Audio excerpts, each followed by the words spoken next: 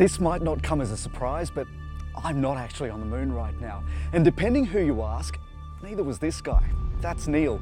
Some people believe Neil Armstrong and Buzz Aldrin were actually on a film set, perhaps directed by Stanley Kubrick as part of an elaborate NASA plan to fake beating the Russians in the space race. Here are some of the better known conspiracy theories about the moon landing.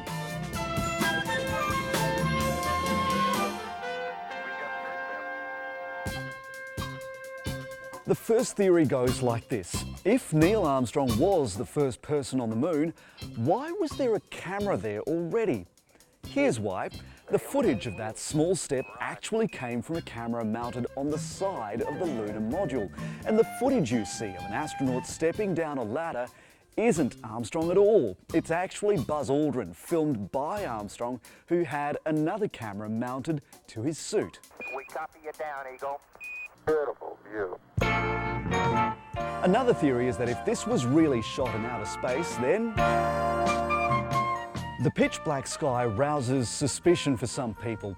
It was daytime on the moon and the ground was brightly lit. Magnificent desolation.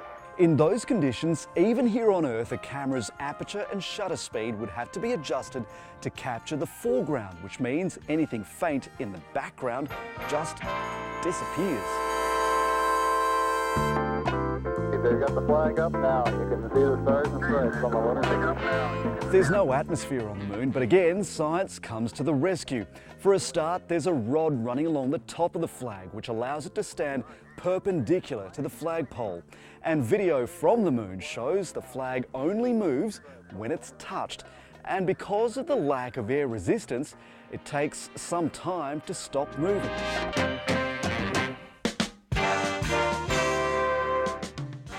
Look, it's true. The shadows in some photographs do appear to be cast at different angles. Okay, that looks good there, Neil. And that proves, according to the truthers at least, that there were different sources of light on the surface of the moon, more like what you'd have in a film studio. But the reality is an uneven surface and a low sun can distort the angles of shadows. The non-believers say that proves it's a prop. It's true that in one shot you can see the letter C marked on the surface of a rock. I say that the rocks are rather slippery. But it doesn't appear on any of the original NASA negatives, just the reproductions. So the explanation is that the C might be a hair or a rogue fibre that contaminated a reproduction, and that then went around the globe. Neil, yes, we are getting a TV picture.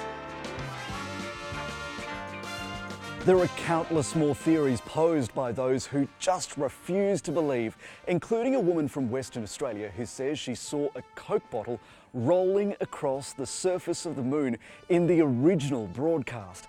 For some reason, the rest of the world just missed it. I guess you're about the only person around that doesn't have TV coverage. These theories are good for a bit of amusement, but there's a serious side too. Hey, cover from sight out here. In an age where conspiracy theories and accusations of fake news have become so normalised, it makes facts debatable and history questionable. That's not a giant leap to make.